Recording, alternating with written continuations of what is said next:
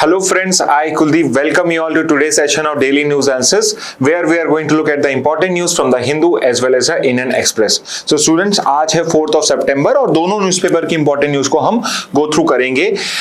Before we start with the first news, एक आप सब घर वालों को भी बता सकते हैं कि आप जो GST के चेंजेस होने वाले हैं उसके बाद कौन कौन से प्रोडक्ट्स आपके सस्ते होने वाले हैं.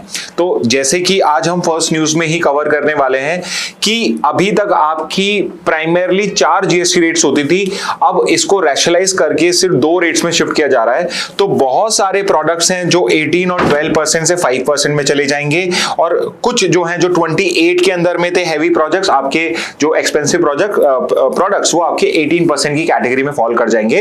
तो in case if you are planning to buy something new something expensive, just wait till 22 सितंबर क्योंकि उसके बाद से ये जीएसटी की रेट्स एप्लीकेबल हो जाएंगी. And in case you are planning to buy something which was in the 28% category, then try to book it right now. like a bike जो 400 cc की है, if you want to buy that bike तो अभी उसको book करा लीजिए. go and talk to the dealership कि उसको आपको अभी चाहिए so that आपको वो 28% मिल जाए because वो products 40% के कैटेगरीज में फॉल करना स्टार्ट कर देंगी. ओके तो ये कुछ है, इसको समझ लेते हैं अब हम. ओके तो यहाँ पे आपका अनाउंसमेंट ये हुआ है कि जो 2 रेट जीएसटी का है, जो बड़ा एक बहुत बड़ा रिफॉर्म है जीएसटी का, वो 22 सितंबर को आपका इन इंप्लीमेंटेशन हो जाएगा. तो जीएसटी जो ये बहुत टाइम से न्यूज में चल रहा है अभी और इस साल ये इंपॉर्टेंट टॉपिक बन चुका है आपका जीके के लिए. You can very well expect कि इस बार आपका जीएसटी के ऊपर पे क्वेश्चन आ सकता है. ओके तो यहाँ पे पहली चीज तो ये कि जीएसटी की जो ये 2 रेट है कि भाई 4 रेट्स सी और अब 2 रेट्स है, इसको डिसीजन किसने लिया है. तो रिमेंबर दिस पर्टिकुलर फैक्ट कि unlike other taxes like income tax जिसके लिए हमें बजट लाना पड़ता है, पार्लियामेंट से परमिशन लेनी पड़ती है, जीएसटी का जो रेट स्ट्रक्चर है that is decided by the GST council. Okay so remember this, GST का जो पर्टिकुलर चेंजेस होता है वो हमारे बजट के अंदर में या हमारे पार्लियामेंट नहीं करता है. हमारी एक constitutional body, GST council is a constitutional body, constitution के अंदर में गिवन है ये. ओके उसके अंदर में गिवन है ये पर्टिकुलर बॉडी और ये वो बॉडी है जो बेसिकली डिसाइड करती है, जिसके अंदर में इंडिया के finance minister Nirmala Sitharaman and जो जितने भी स्टेट्स होते हैं उन सबके फाइनेंस मिनिस्टर इसके मेंबर्स होते हैं और ये लोग मिलके डिसाइड करते हैं on this particular rate structure. तो अभी करंटली हमारे जो रेट स्ट्रक्चर्स हैं वो प्राइमरली 4 हैं आपके. 5% था, 12% था, 18% था और 28% था. ओके तो ये 4 प्राइमरी है. Yes there is a 0% rate also, कुछ स्पेशल रेट्स होती हैं 1%, 2%, 3% जैसे जो ज्वेलरी के ऊपर पे लगती है आपकी. इसके अलावा इसके ऊपर पे सेसेस लगते हैं, सरचार्जेस लगते थे. जो सिन गुड्स होते थे उनके ऊपर पे सेस और सरचार्ज लगता था. बाकी अदरवाइज मैं कह सकता हूं कि मेरी जो जीएसटी रेट्स हैं वो 4 हैं, 5%, 12%, 18% एंड 28%. अब गवर्नमेंट ने क्या करा, इसको सिंप्लीफाई करने के लिए जो 12% वाला पर्टिकुलर रेट है और 28% वाला जो पर्टिकुलर रेट है इसको एंड कर दिया. ओके तो यहां पे अब क्या होगा कि सिर्फ 2 ही आपके पास जीएसटी रेट्स रह जाएंगी, एक तो 5% और एक 18%. तो बेसिकली जो प्रोडक्ट्स 12% या 28% में थे या तो मैक्सिमम वो 5 में चले जाएंगे, 28 वाले 18 में चले जाएंगे. इसके अलावा कुछ ऐसा भी किया गया, कुछ 18% को 5% में पुटअप करा गया. ओके और जो 28% वाले हैं वो मेजरली अब 18% में चले जाएंगे. बट एक स्पेसिफिक कैटेगरी होती है जिनको हम बोलते हैं लग्जरी गुड्स या सिन गुड्स. सिन गुड्स जो बेसिकली कंजम्पशन में जिससे लेट्स से हेल्थ इश्यूज हो सकते हैं, वो सारे प्रोडक्ट्स जो अदरवाइज अलाउड हैं उनके लिए एक स्पेशल रेट डिसाइड करी गई है, वो है 40%. वो है 40%. So now you are going to have 2 rates, 5 and 18% and a special 40% rate will apply for luxury goods और sin goods. Okay और ये कब से इनिशिएट हो रहा है, सितंबर 22 से होगा. Okay and one of the reason why this has been these changes have been made right now is because US ने हमारे ऊपर पे टैरिफ्स लगाया है. तो उससे क्या होगा, हमारे बहुत सारे प्रोडक्ट जो हैं they would not be in the condition of exporting और अगर उनका जीएसटी रेट इंडिया में भी हाई होगा तो उनका कंजम्पशन नहीं होगा. तो तो कहीं ना कहीं जो हमें एक्सपोर्ट की वजह से कंजम्पशन लॉस होने वाला है, जो बेसिकली प्रोडक्शन के अंदर में लॉसेस होना चाहते हैं, उसको कहीं ना कहीं काउंटर करने के लिए हम क्या कर रहे हैं, हम डोमेस्टिक डिमांड जो है उसको इंक्रीज करने की कोशिश कर रहे हैं।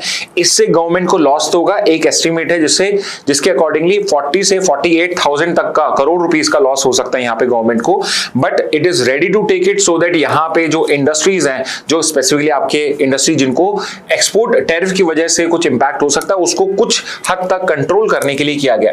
फॉर एग्जांपल जो आपका टेक्सटाइल सेक्टर है उसमें फाइबर के ऊपर पे, मैन मेड फाइबर के ऊपर पे, जैसे नायलॉन है, रेयॉन है, इन सब पे 18% लगता था, उसको अब 5% कर दिया गया। मैन मेड यार्न जो है वो 12% से 5% कर दिया गया है, और जो हमारा इनवर्ड ड्यूटी स्ट्रक्चर है उसमें भी कुछ चेंजेस करे गए हैं सो दैट इजीली ये पर्टिकुलर ड्यूटी जो है वो उनको अवॉइड करी जा सके। वेरी इंपॉर्टेंटली, अगर आप न्यूज़पेपर फॉलो कर रहे हो तो यू मस्ट हैव रेड कि इंडिया के अंदर में एक बहुत बड़ा फर्टिलाइजर इशू चल रहा है, एंड द रीजन इज कि चाइना ने आपका वहां से आपका जो एक्सपोर्ट है उसको कम करना स्टार्ट कर दिया है। तो इंडिया के अंदर में जो फर्टिलाइजर कंपनीज हैं उनको यहां पे सपोर्ट देने के लिए, अगर आप सल्फ्यूरिक एसिड हुआ, नाइट्रिक एसिड, अमोनिया, ये सब क्या होते हैं, फर्टिलाइजर के रॉ मटेरियल है, फर्टिलाइजर बनाने में रॉ मटेरियल यूज होता है, तो इन पे ड्यूटी कम करी गई है 18% से सिर्फ 5%। तो 18 से 18% का 18 रह सकता था, क्योंकि 18% मैंने चेंज नहीं करा है, बट 18% को मैंने अब क्या करा है, इन प्रोडक्ट्स को 5% में डाल दिया है। सो यू कैन अंडरस्टैंड कि जो पर्टिकुलर फर्टिलाइजर्स कंपनी है उनका जो प्रोडक्शन कॉस्ट है वो कम हो जाएगा, और इससे ये बेनिफिट वो आगे फॉरवर्ड करेंगे। ओके, तो ये कुछ इंपॉर्टेंट पॉइंट्स हैं आपके जीएसटी को लेके। तो यहाँ पे आपका जो जीएसटी है उसके अंदर में एक स्पेशल 40% रेट भी डिसाइड करा गया है। तो जैसे हमने डिस्कस करा था, मेन रेट्स तो आपकी 5 और 18% रहेंगी, बट आपके सिन और लग्जरी गुड्स के लिए 40% की स्पेशल रेट है। कुछ एग्जांपल्स दिए हुए हैं कि आपके 40% के सिन गुड्स कौन कौन से होते हैं। तो पान मसाला, सिगरेट्स, गुटखा, च्यूएबल टोबैको, बीड़ी, एरेटेड वाटर, कैफिनेटेड बेवरेजेस यानी कोल्ड ड्रिंक्स, आपकी luxury cars, motorcycles above 350 chassis, helicopters, airplanes and yacht. तो ये सब जो है ये आपके लग्जरी गुड्स या सिन गुड्स में फॉल करता है। तो इन सब पे अब स्पेशल 40% रेट लगेगी स्टार्टिंग फ्रॉम सितंबर 22। टोबैको जो है उस पे करंटली 28% प्लस एक कंपनसेशन सेस लगता है। तो जब तक ये कंपनसेशन सेस जो स्टेट्स को प्रोवाइड किया जाता है, जब तक वो रहेगा तब तक ये कंटिन्यू रहेगा। लेटर ऑन जब ये सेस एंड हो जाएगा तो फिर इसको 40% की कैटेगरी में पुट अप कर दिया जाएगा। फिस्कल इंपैक्ट क्या होने वाला है इसका, तो annual revenue implication as per this report is going to be around 48,000 crore rupees, यानी गवर्नमेंट को इतना लॉस होगा। But at the same time government यहां buoyancy effect, tax buoyancy effect expect कर रही है। और टैक्स बायोंसी इफेक्ट क्या होता है, tax buoyancy effect is basically कि जब आपका टैक्स रेट ऑप्टिमल होता है, जैसे अगर टैक्स रेट बहुत ज्यादा होता है तो लोग उसको कंप्लाई नहीं करते हैं, वो अपना या तो टैक्स चोरी करते हैं या उसको बचाते हैं या अपना कंजम्पशन ही कम कर देते हैं। तो यहां पे जब हमने टैक्स रेट्स को कम करा है तो पॉसिबली लोग अब ज्यादा कंप्लाइड होंगे, जीएसटी भरेंगे, और दूसरा कंजम्पशन भी इंक्रीज होगा बिकॉज अब प्राइसेस कम हुए हैं। तो यहां पे हायर कंप्लायंस होगा जिसकी वजह से ज्यादा रेवेन्यू हो जाएगा। तो फिस्कल इंपैक्ट जो है गवर्नमेंट लॉन्ग टर्म में ये एक्सपेक्ट कर रही है। फोकस ऑन रिफॉर्म से बेसिकली क्यों करे जा रही है, तो इट इज बेसिकली कि कॉमन मैन को रिलीफ देना है, eight the same time because of tariff rates, because हमारा एक्सपोर्ट पे थोड़ा हार्म होगा, तो वहां पे हमारी मैन्युफैक्चरिंग यूनिट्स को हेल्प करने के लिए डोमेस्टिक कंजम्पशन को प्रमोट किया जा रहा है, और इस तरीके से हम यहाँ पे रिफॉर्म्स के ऊपर पे फोकस कर रहे हैं। ओके, नेक्स्ट न्यूज पे आ जाते हैं। So next news again from the Hindu newspaper first page. Foreign firms has halted Indian projects worth 2 lakh crore. 2 lakh crore rupees के जो प्रोजेक्ट्स थे हमारे, फॉरेन कंपनी जो इंडिया में इन्वेस्टमेंट करने वाली थी, वो अभी उन्होंने पॉज पे पुट अप कर दिए हैं because of the tariffs inconsistency of US. तो बहुत सारी यूएस के कंपनीज ने, बहुत सारी फॉरेन कंपनीज ने, बिकॉज करंटली यूएस के यहाँ पे टैरिफ्स लग रहे हैं इंडिया के ऊपर पे, तो उन्होंने अभी उनका जो इन्वेस्टमेंट का प्लान है उसको होल्ड कर दिया है। दे आर वेटिंग कि टैरिफ्स की सर्टेनिटी हो, if there is going to be a reduction तो वो रिडक्शन हो, सो दैट वो मूव अहेड कर सकें इस चीज के लिए। अब यहाँ पे वो बेसिकली होल्ड क्यों कर रहे हैं, बिकॉज बहुत सारे कंपनीज हैं जो चीपर मार्केट्स देख रहे हैं, not cheaper market but cheaper production, आपका ये चीपर फैक्ट्री लाइन जहां पे प्रोडक्शन कर सकते हैं वो सर्च कर रहे हैं। तो बिकॉज चाइना के अंदर में अब कॉस्ट ऑफ मैन्युफैक्चरिंग इंक्रीज हो चुका है, तो उसका एक अच्छा ऑल्टरनेटिव इंडिया है, और वो बेसिकली यहाँ पे अपना फैक्ट्री पुटअप करके क्या करेंगे, बेसिकली एक्सपोर्ट करेंगे। इट इज नॉट जस्ट कि वो सिर्फ इंडियन मार्केट के लिए यहाँ पे बनाएंगे, but they would manufacture for the world. और अगर यहाँ पे यूएस के मार्केट को उनको यहाँ से एक्सेस नहीं है या इतना हाई उनके ऊपर पे बेसिकली टैरिफ लगेगा, सो दे वुड वांट कि मैं किसी ऐसी कंट्री में करता हूँ शायद जहां पे मेरा थोड़ा सा कॉस्ट ऑफ मैन्युफैक्चरिंग हाई हो रहा हो बट मेरा टैरिफ रेट है वो कम हो। इसलिए इन कंपनीज ने डिसाइड करा है कि they are going to halt their particular project, जिससे करीब करीब 2 लाख करोड़ के जो प्रोजेक्ट्स हैं जो प्लान थे फॉरेन कंपनीज के, वो उन्होंने अभी हॉल्ट कर दिए हैं। ओके, तो यहां पे हमें एक आइडिया दिया हुआ है कि कितना हमारे पास में ये पर्टिकुलर लॉस है। तो नेचर क्या है, बेसिकली हमारे अबंडेंट, स्टॉल्ड, शेल्फ्ड और अनस्पेसिफाइड प्रोजेक्ट्स हैं जो यहां पे हो चुके हैं। बहुत सारे पोर्शन ऑफ प्रोजेक्ट जो आपके हॉल्ट हुए हैं, we do not know much about them because वो लैक ऑफ इंफॉर्मेशन कैटेगरी में फॉल कर रहे हैं। We do not have information कि वो आपके किस बेसिस पे, किस टाइप के प्रोजेक्ट्स हैं जो अनाउंस किए गए थे। और प्राइमरी रीजन क्या है, टैरिफ अनसर्टेनिटी है। ओके, तो ये जो टॉपिक था आपका ये वाला, इस टॉपिक को सिर्फ आपको एक बार गो थ्रू करना है अगर आप न्यूज़पेपर पढ़ते हैं। So just for your reference कि इसके अंदर में आपको क्या पढ़ने को मिलेगा। Again, do not skip out on this particular news, do not think यहाँ पे तो कोई फैक्चुअल क्वेश्चन नहीं बन रहा है। प्लीज आप प्रीवियस ईयर क्वेश्चन पेपर देखिए, उनको एनालाइज करें, you would understand. In news से बहुत अच्छे स्टेटमेंट बेस्ड क्वेश्चन बनते हैं, तो ये अंडरस्टैंडिंग के लिए बहुत इंपॉर्टेंट होते हैं। नेक्स्ट पे आते हैं रिवाइविंग एमजी नरेगा इन वेस्ट बंगाल। तो ये एक पर्टिकुलर आर्टिकल आया है ऑन योर एमजी नरेगा की वेस्ट बंगाल के अंदर में प्रॉपर्ली इंप्लीमेंट नहीं हो रहा है, तो उसको वापस से रिवाइव करने की रिक्वायरमेंट है, उसमें चेंजेस करने की रिक्वायरमेंट है। ओके, बट बिकॉज फिर से आपका एमजी नरेगा न्यूज में आ चुका है, तो इसको हम फिर से गो थ्रू कर लेते हैं। For some of you it might be a very of repeated topic, but यही सच्चाई है इस एग्जाम की कि जो इंपॉर्टेंट टॉपिक्स हैं वो आपको अच्छे से डिटेल के अंदर में करने हैं। जब भी वो न्यूज़पेपर में आ रहा है, मेक श्योर कि आप उसको पूरा रिवाइज करें। ओके, तो यहां पे फॉर दोस्त जिन्होंने पढ़ रखा है वो रिवाइज कर लीजिए, जिन्होंने नहीं पढ़ा है वो एक बार का इसको समझ लीजिए। ओके, तो ये पर्टिकुलर जो एमजी नरेगा है ये इनेक्ट कब हुआ था, तो गवर्नमेंट आपका एमजी नरेगा एक्ट है जो 2005 में आया था आपका, ठीक है, 2005 में आया था और इसके बेसिस पे इसकी स्कीम आई थी 2006 के अंदर। ओके, तो ये तो हो गया इनेक्टमेंट को लेके। नरेगा का फुल फॉर्म आपको पता होना चाहिए, Mahatma Gandhi national rural employment guarantee act. तो पहली चीज जो क्लियर होनी चाहिए कि ये सिर्फ और सिर्फ रूरल एरिया के लिए। तो नेक्स्ट पॉइंट है उसमें क्लियर हो जाएगा इसका ऑब्जेक्टिव क्या है। तो इसका ऑब्जेक्टिव है minimum 100 days legal guarantee of work to every rural household who is ready to work, who is ready to do unskilled manual labor. Okay, so 2-3 important points हैं यहाँ पे। पहली चीज तो ये कि लीगली गारंटीड है। ओके, लीगली गारंटीड है एंड इंटरेस्टिंगली ये एक आपका डिमांड ड्रिवन स्कीम है। डिमांड ड्रिवन स्कीम का मतलब ये है कि ऐसा नहीं होगा कि हम कोई, आपकी गवर्नमेंट जो है वो कोई प्रोजेक्ट लॉन्च कर रही है और फिर कह रही है कि आप यहाँ पे, आप मेरे को 100 लोगों की जरूरत है, 50 लोगों की जरूरत है। यहाँ पे अगर आप गवर्नमेंट के पास जाओगे नरेगा के अंदर में और काम मांगोगे तो गवर्नमेंट को काम देना पड़ेगा। अगर काम नहीं मिलता है तो 15 डेज के बाद से आपको अनएम्प्लॉयमेंट अलाउंस देना पड़ेगा by the state government. Okay, तो यहां पे फिर अनएम्प्लॉयमेंट अलाउंस देना पड़ेगा हर पर्सन को जिसको नरेगा के अंदर में अगर उसने डिमांड करा है वर्क का और उसको यहां पे ये डिमांड उसकी फुलफिल नहीं होती है, तो मिनिमम 100 डेज का काम मिलेगा आपको 1 साल के अंदर में। किसको मिलेगा? एक घर को मिलेगा, मतलब घर के हर मेंबर को नहीं मिलेगा, हर घर में से एक जो एडल्ट पर्सन है, वो मेल हो सकता है, फीमेल हो सकता है, हर रूरल हाउस होल्ड में से एक पर्सन को यहां पे आपका काम मिल जाएगा, गारंटीड वर्क मिलेगा for doing unskilled manual labour. तो यहां पे यू कैन नॉट से कि मेरा ग्रेजुएशन करा हुआ है तो मुझे ये जॉब मिलना चाहिए। काम जो होगा वो फिक्स है, वो अनस्किल्ड मैनुअल लेबर होगा। तो अगर आपको इसको करने में कोई इशू नहीं है तो आप यहां पे कर सकते हैं और ये आपका लीगल राइट है, this is your legal right. तो यानी कि अगर नहीं मिलता है तो अब आप यहां पे अनएम्प्लॉयमेंट अलाउंस गेन कर सकते हो। फंडिंग पैटर्न क्या है? तो ये जो पर्टिकुलर स्कीम है ये पूरी की पूरी सेंट्रल सेक्टर स्कीम है, यानी कि इसमें जो वेजेस हैं वो 100% गवर्नमेंट देती है। वेजेस जो है 100% गवर्नमेंट देती है। हाउएवर जो मटेरियल कॉस्ट, लेट से मैं स्कूल बना रहा हूं या मैं कोई पॉन्ड बना रहा हूं, तो उस पॉन्ड के अंदर में जो कॉस्ट है वो 75 से 25% में शेयर होती है। 75% सेंट्रल गवर्नमेंट देता है, 25% इसके अंदर में स्टेट देता है। इसके अलावा जो एडमिनिस्ट्रेटिव कॉस्ट है इसको मैनेज करने का, वो भी शेयर करा जाता है in this particular ratio only. Okay, तो ये पर्टिकुलर हो जाएगा। सो अनएम्प्लॉयमेंट अलाउंस कब मिलेगा आपको? अनएम्प्लॉयमेंट अलाउंस तब मिलेगा जब आपको लगातार कुछ काम नहीं मिल रहा है।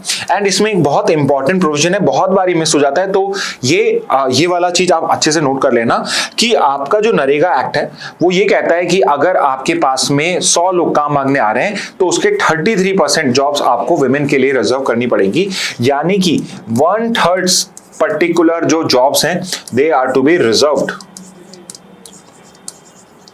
For women.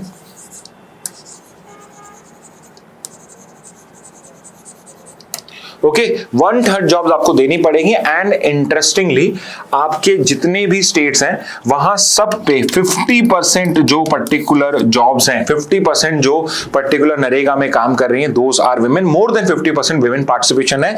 But as per law what is the requirement कि 1/3 जो पर्टिकुलर आपकी जॉब्स होंगी they should be reserve for the women folks of a particular state. Okay, तो यहां पे ये है। इंटरेस्टिंगली कुछ स्टेट्स हैं लाइक राजस्थान, केरला, ये सब आपका इसका एक अर्बन वर्जन भी लॉन्च कर चुकी है। But remember those are state level schemes, ना कि वो सेंट्रल स्कीम्स है।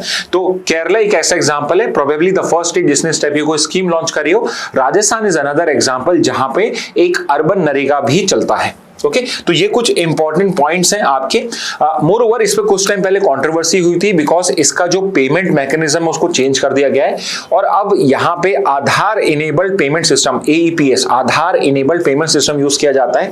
बट उसमें बहुत बार इश्यू ये होता है कि अगर आधार में कुछ मिसमैच हो जाता है तो उस वजह से वो पर्टिकुलर पेमेंट नहीं हो पाते हैं, तो इसलिए ये पर्टिकुलर न्यूज कंट्रोवर्सी में भी रही थी। तो एक और चीज याद रखना कि इसमें पेमेंट जो है 100% डिजिटल होता है, डायरेक्टली डीबीटी के थ्रू होता है, डायरेक्ट बेनिफिट ट्रांसफर होता है, सीधे अकाउंट में पैसा डाला जाता है थ्रू AEPS, आधार इनेबल्ड पेमेंट सिस्टम। ओके, तो ये एक इंपॉर्टेंट पॉइंट हो जाएगा।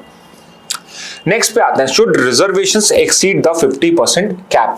तो यहां पे बेसिकली आपका जो बिहार का इलेक्शन चल रहा है उसमें there has been certain promises by the opposition party who are claiming कि if their alliance comes into power they will increase the reservation to 85%। कि बिहार के अंदर में दे आर क्लेमिंग कि हम 85% रिजर्वेशन कर देंगे।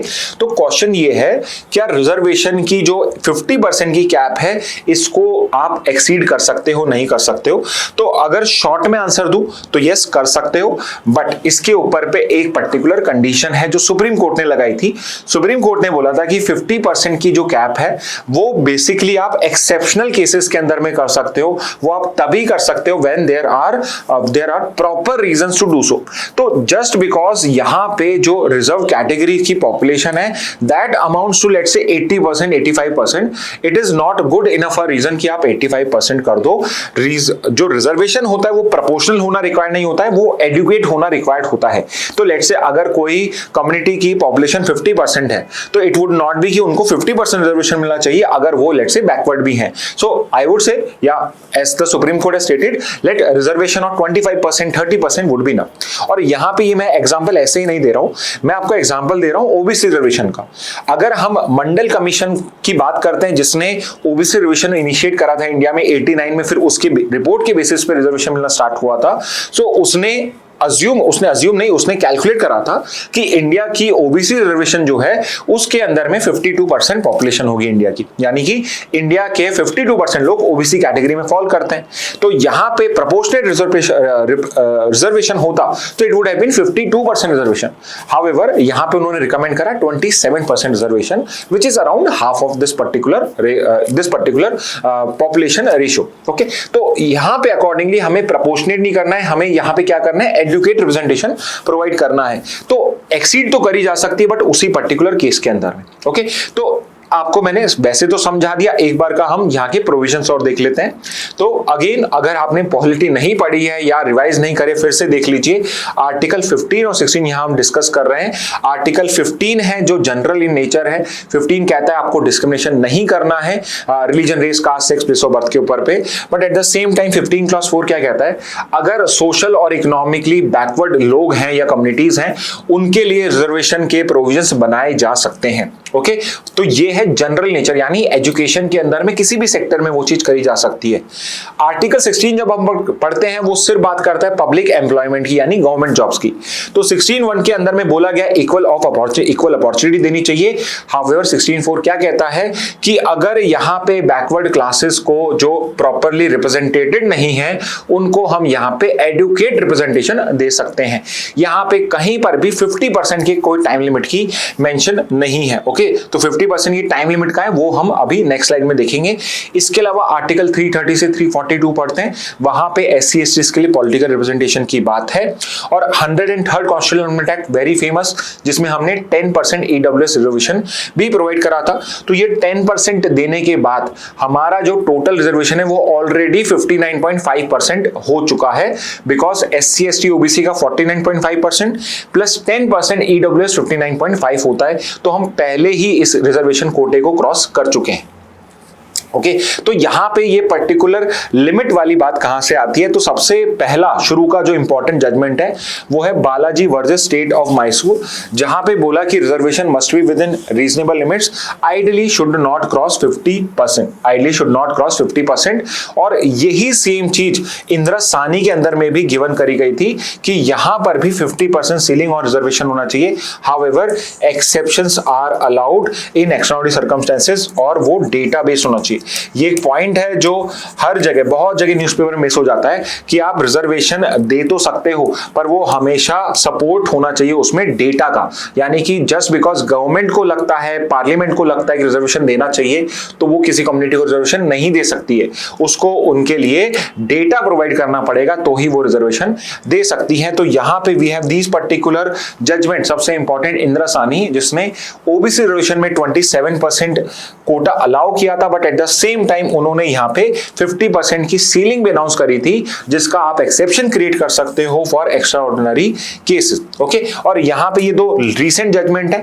एक तो ये जनहित अभियान है जो पहले एलेट में आपसे पूछा जा चुका है, 2022 में आया था, 2022 में इसका क्वेश्चन आया था, विच मींस एलेट के अंदर में वो आपके इंपॉर्टेंट केस लॉज जो होते हैं या सबसे रीसेंट इंपॉर्टेंट केस लॉज जो होते हैं वो पूछे जा सकते हैं। सिमिलरली ये भी एक इंपॉर्टेंट जजमेंट है, state of Punjab versus Davinder Singh, जिसके अंदर में आपका SCs के लिए, नॉट शेड्यूल्ड ट्राइब, SCs के लिए आप यहाँ पे क्रीमी लेयर का कंसेप्ट जो OBC पे होता है उसको एक्सटेंड कर सकते हो। ये सुप्रीम कोर्ट ने जजमेंट आपका 24 में दिया था।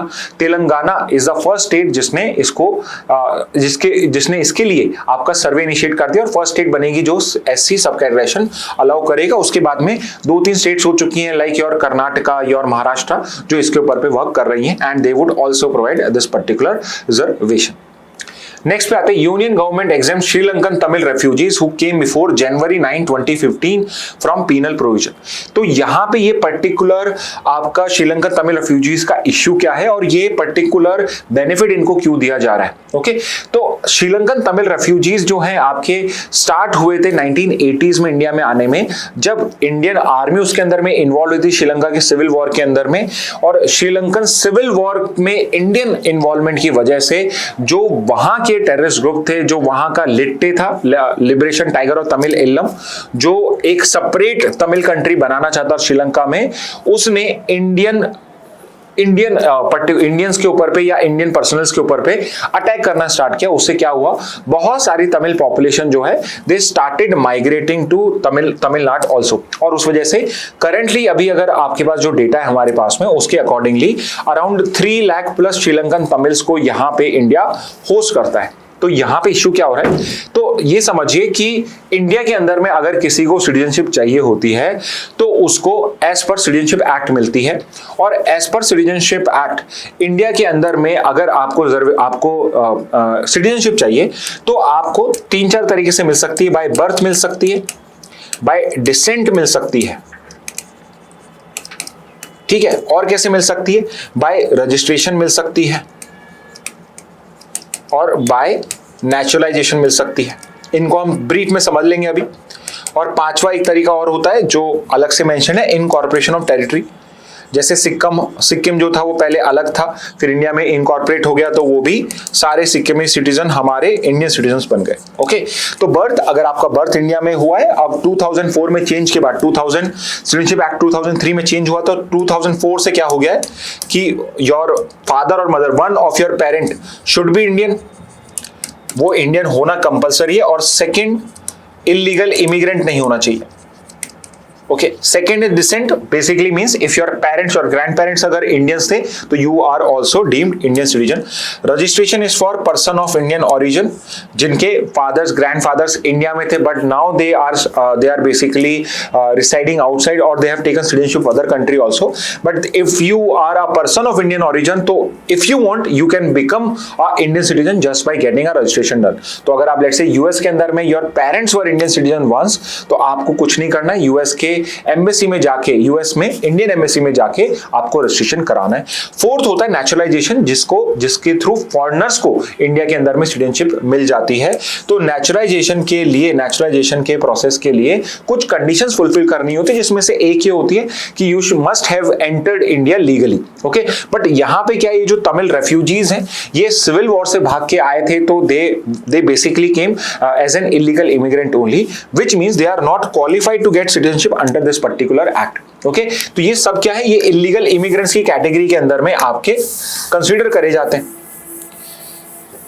अगर इलीगल इमिग्रेशन की कैटेगरी में आते हैं तो आपके जो पर्टिकुलर एंटी इमिग्रेशन लॉज हैं वो अप्लाई होंगे।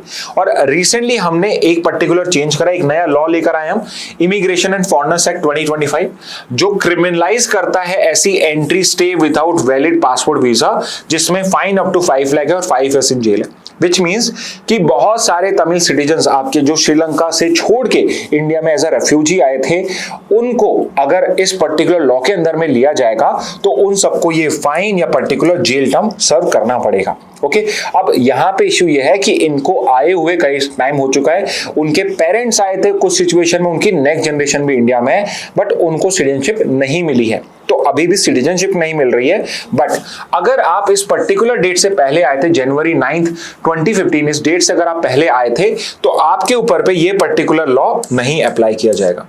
इस डेट के बाद आए थे तो किया जाएगा, इससे पहले आए थे तो ये लॉ आप पे अप्लाई नहीं किया जाएगा। कट ऑफ डेट है जनवरी 9, 2050। ओके, अब आप मुझे कमेंट बॉक्स में बताइए कि जनवरी 9 को हम कैसे सेलिब्रेट करते हैं। ओके, तो ये पर्टिकुलर न्यूज हो जाएगा आपका श्रीलंकन तमिल रेफ्यूजीज का।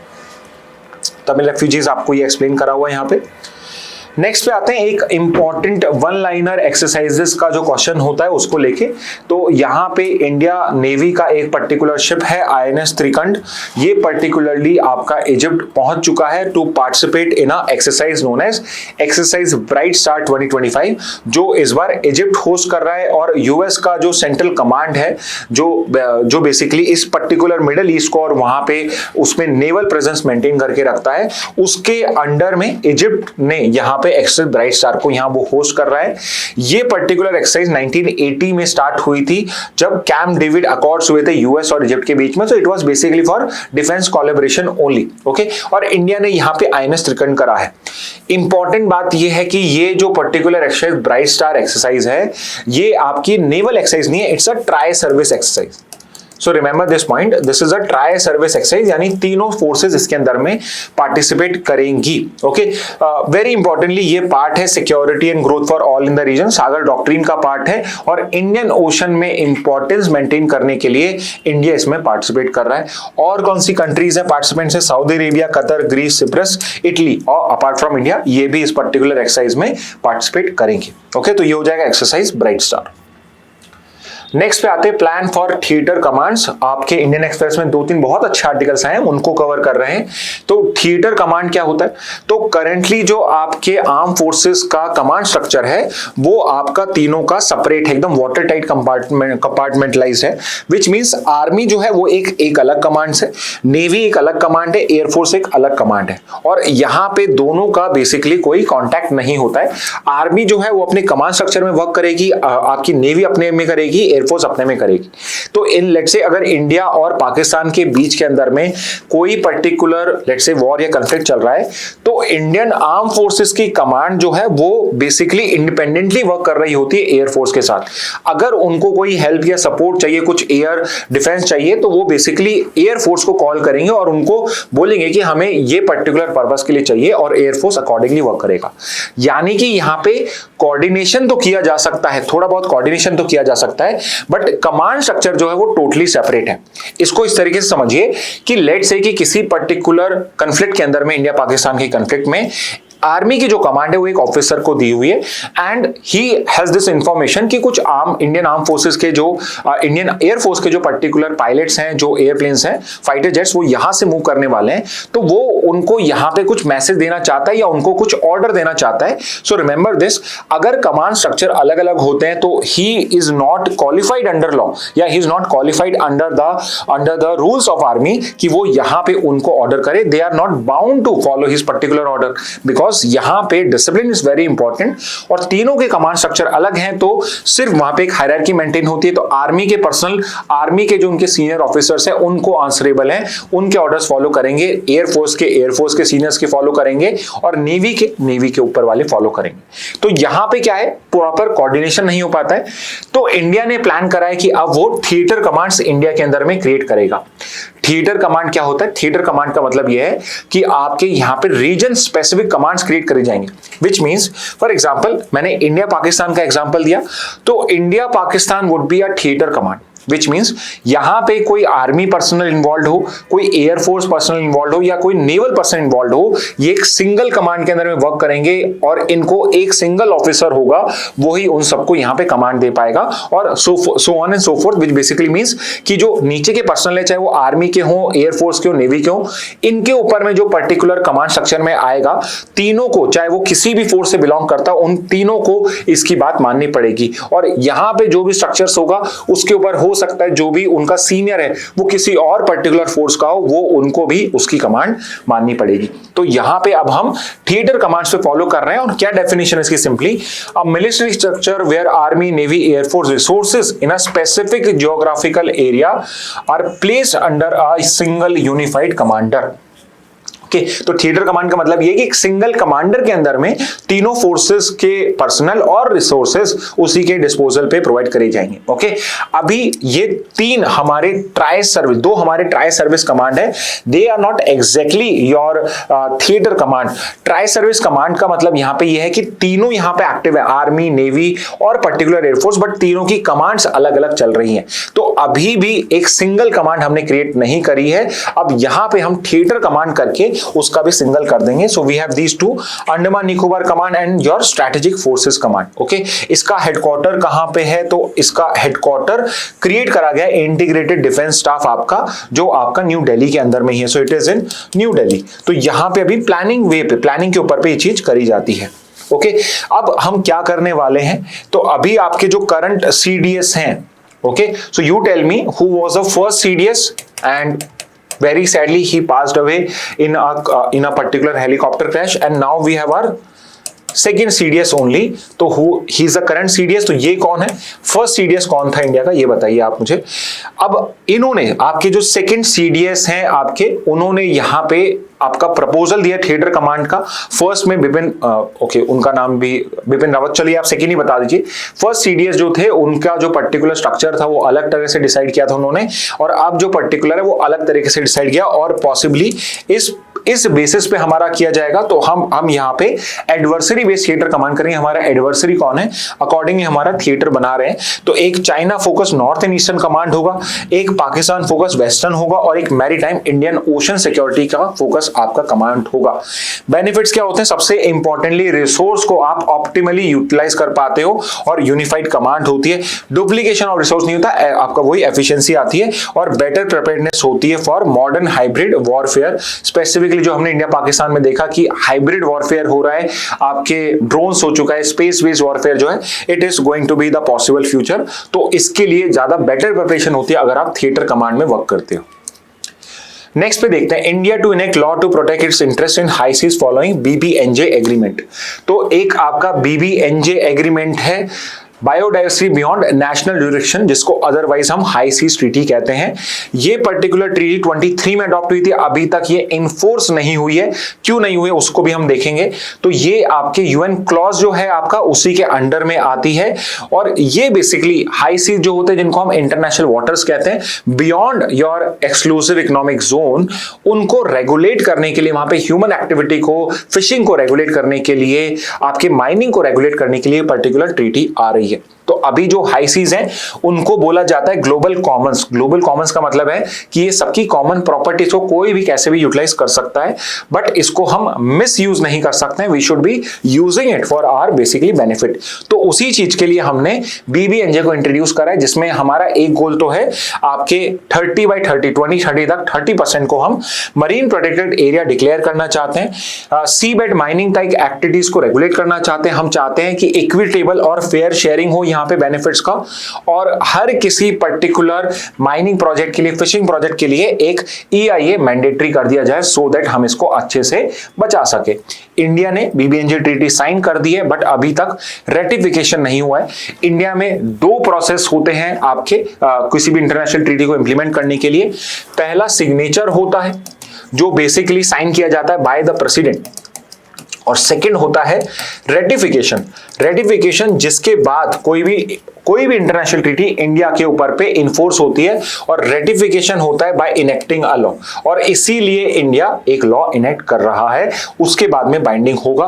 Currently 55 countries have signed it. ये पर्टिकुलर ट्रीटी का जो कंडीशन है वो ये है कि जब 60 कंट्रीज इसको रेटिफाई कर देंगे, उसके 120 डेज के बाद आपका ये पर्टिकुलर ट्रीटी जो है ये इन्फोर्सिएबल हो जाएगा। This is part of India's commitment to UN CLOS the constitution of the oceans. तो ये पर्टिकुलर टर्म्स मैंने जानबूझ के ऐड करे गए हैं, आप इनको भी नोट कर लेना कि किसको कॉन्स्टिट्यूशन ऑफ ओशन कहा जाता है। तो UN क्लॉज जो है, लॉ ऑफ द सीज, इसको बेसिकली हम बोलते हैं constitution of the ocean.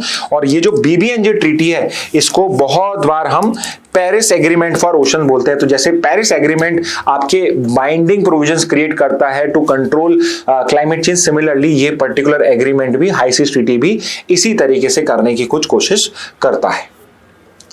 Okay, तो स्टूडेंट्स ये थे आज के सारी इंपॉर्टेंट न्यूज हेडलाइंस। इसके अलावा और भी बहुत इंपॉर्टेंट न्यूज़ हैं जो हम पहले कवर कर चुके हैं, तो उनको भी आपको रीड करना है। डू नॉट थिंक आपने एक बार पढ़ लिया तो आप उसको रीड ही ना करें। बहुत सारे स्टूडेंट्स, आई नो थोड़ा डिफिकल्ट होता है, बट फिर भी न्यूज़पेपर रीडिंग अगर पॉसिबल हो तो उसको करा करें, बिकॉज वो आपको इंग्लिश प्लस रीजनिंग के लिए भी हेल्प करती है। ओके, सो इस मैसेज के साथ एंड करते हैं आज का session. Thank you and have a nice day.